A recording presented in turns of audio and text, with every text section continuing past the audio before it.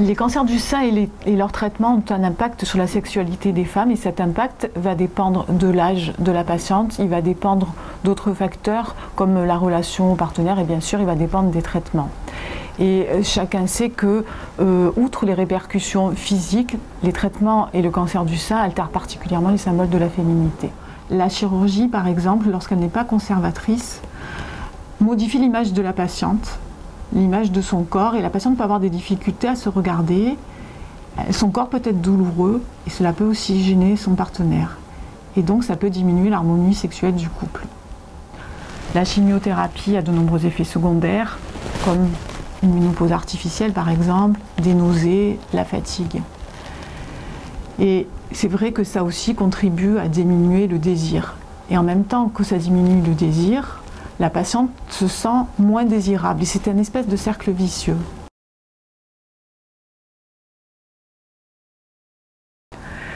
Souvent, maintenant, les patientes vont bénéficier de traitements pour éviter la récidive. Ce sont des traitements au long cours, pendant 5 ans, voire plus, comme par exemple l'hormonothérapie, avec des effets secondaires qui sont quand même importants. Les patientes, à ce moment-là, nous disent souvent qu'elles ont peur de prendre du poids, qu'elles ont peur de vieillir prématurément, qu'elles ont peur de cette ménopause. Il semble qu'elles attendent des soignants qui les ont aidées à l'annonce, qu'on les soutienne et qu'on leur donne des conseils simples, comme par exemple de leur dire que prendre du poids n'est pas une fatalité, qu'elles peuvent être aidées par une activité physique ou des conseils diététiques, il existe des moyens pour éviter la sécheresse vaginale, que certaines règles d'hygiène de vie permettent de réduire les bouffées de chaleur et qu'elles peuvent être aidées par certaines thérapies complémentaires pour essayer de réduire ces bouffées de chaleur.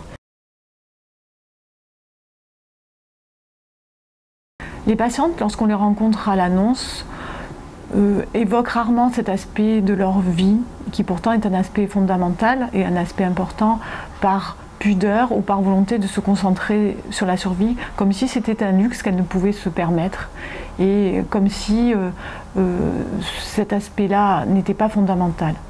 Lorsqu'à l'annonce, on parle de contraception aux patientes, c'est un moyen de se dire que la sexualité est envisageable et une façon d'ouvrir un espace de parole sur le sujet.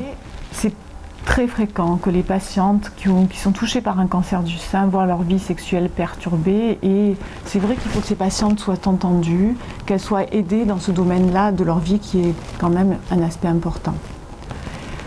Nous sommes là pour les entendre, les conseiller, les guider vers des professionnels adaptés.